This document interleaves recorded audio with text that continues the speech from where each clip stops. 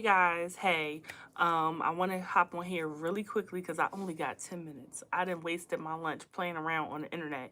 So I only got 10 minutes, but I wanted to say happy spring. This is the first day of spring where I am, where I'm recording this, and I want to give some tips, 10 tips on how to kind of refresh, reset for springtime, for that renewal that you might be seeking for. So, number one, embrace new beginnings. So, springtime, it is reminiscent, it is symbolizing of renewal. Just as nature blooms again, you start to hear the birds come out, you start to see flowers start to bloom, you start to see you start to get them allergies because the pollen is rising.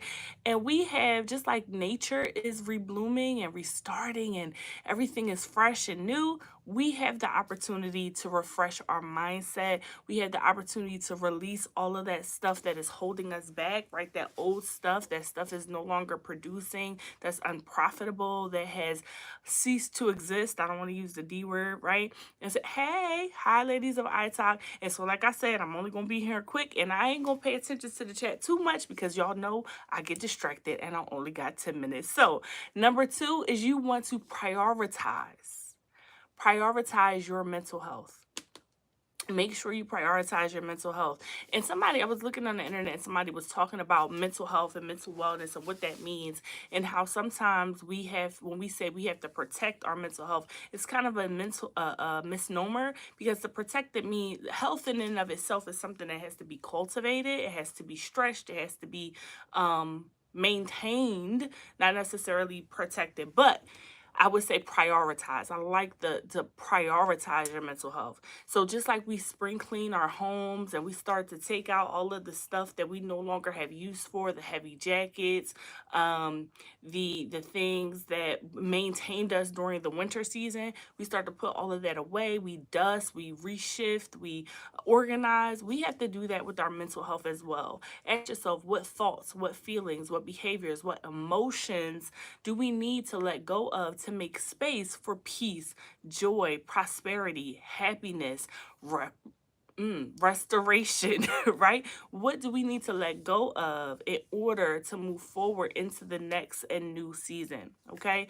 Number three, set intentions, not just goals. And I like this one because sometimes we will have the goal list and we will not look at what do we have to do to get there. Hey, Trish, what do we have to do to get there? We'll list the goals, we'll do the action steps, and not think about the growth that needs to happen for me to attain the goals, right? We want to focus on small, intentional, small intentional things that we can do to move forward. Hey, Jay.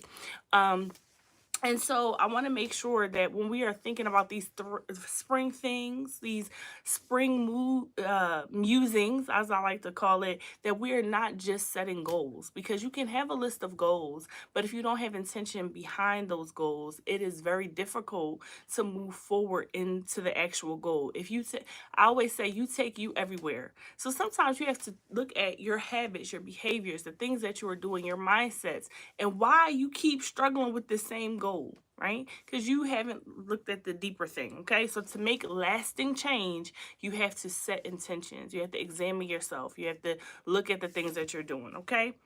Number four, and this is my favorite. Y'all might not notice about me. I love the springtime because I like to garden. Okay, I'm an old lady. I tell people I crochet. I do all the old lady stuff. Okay, I garden, I crochet, things like that. But you can really connect with nature for healing. I've seen a couple of lives today, videos today about being in nature, looking at the creation, looking at all that God has created, all the things that are seen, right?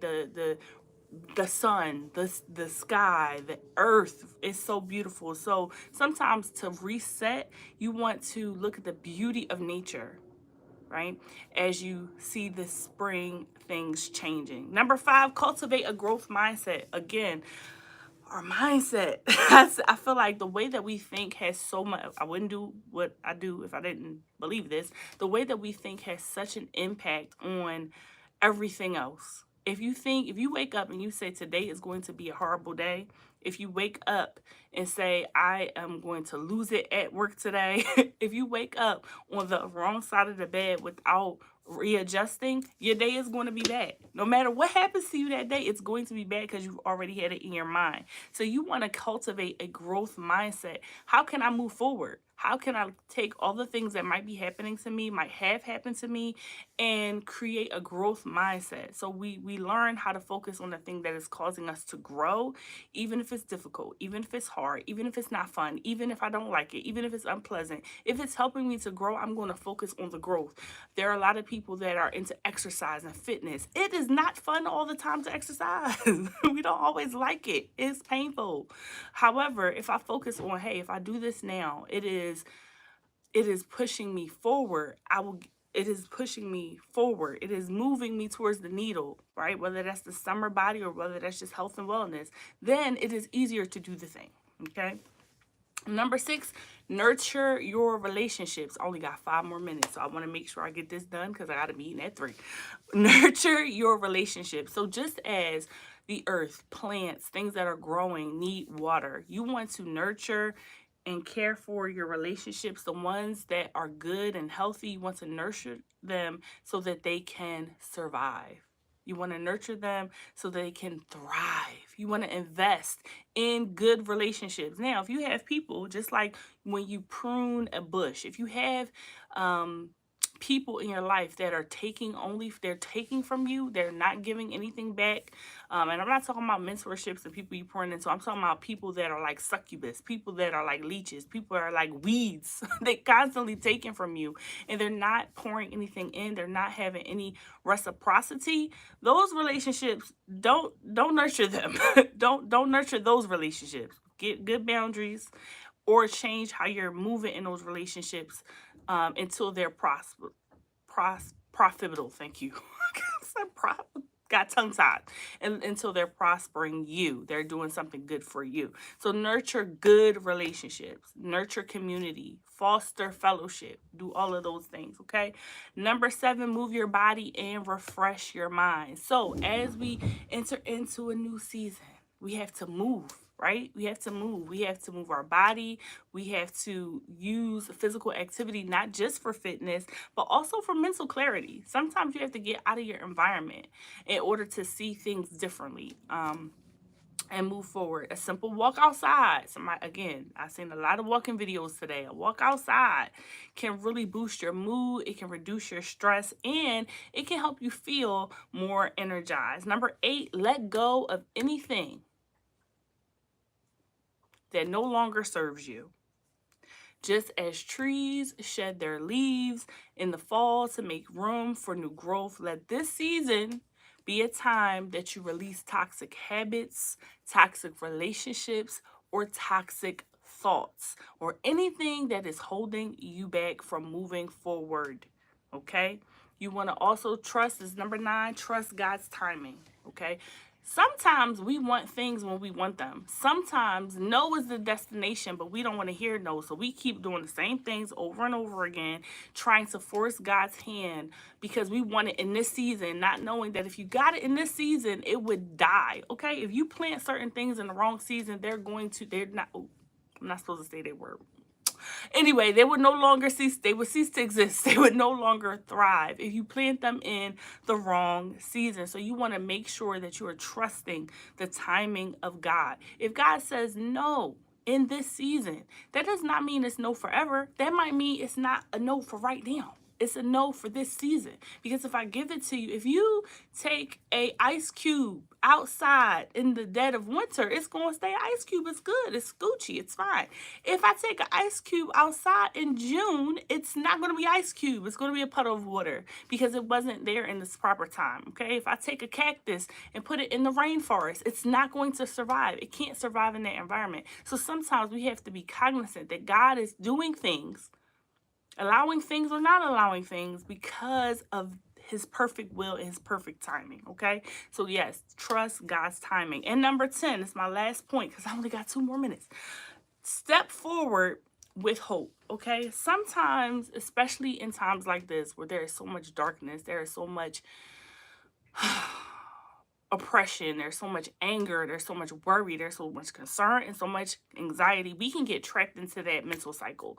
We start looking at all the negative things. We start looking at all of the bad stuff. We start looking at all of the tragedy, and we get distracted and we lose hope. And so as the days, just like the time changes and it gets lighter, right, earlier in the day, choose to focus on hope. Choose to focus on the light parts. The Bible says to speak on these things that are good, that are lovely, that are holy, that are of good report. Think on those things. So you have to kind of think of, reframe things to look at the positivity, because there is so much negativity in the world. That does not help you. I'm not saying deny it. I'm not saying walk in delusion. I'm saying that that's part of the story. It's not the whole story. So what part of the story that can you focus on that's going to bring you light, that's going to bring you life, that's going to bring you peace, that's going to bring you joy?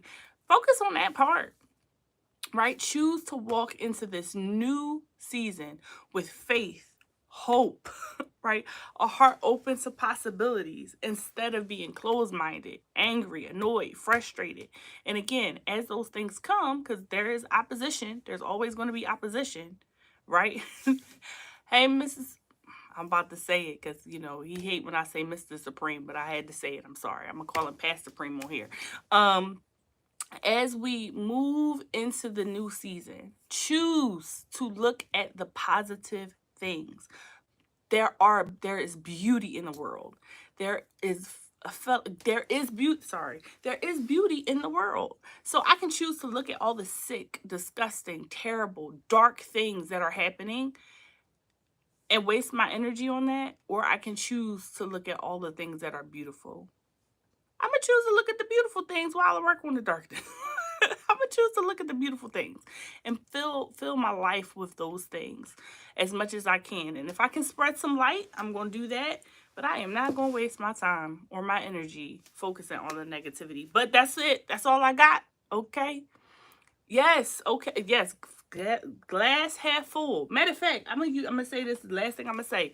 People use this analogy, right? They'll say, "Oh, it's less water in here. It's empty. It's almost empty." Okay, I can't stay on because I gotta be at work. I'm supposed to be in a meeting right now. Anyway, but they'll say it's almost empty. The reality of my little old water bottle is this bottle is full. You know why? It's full with water and it's full with air. Sometimes we have to stop focusing on the knots. It's filled. Regardless, I just have to look at the contents differently.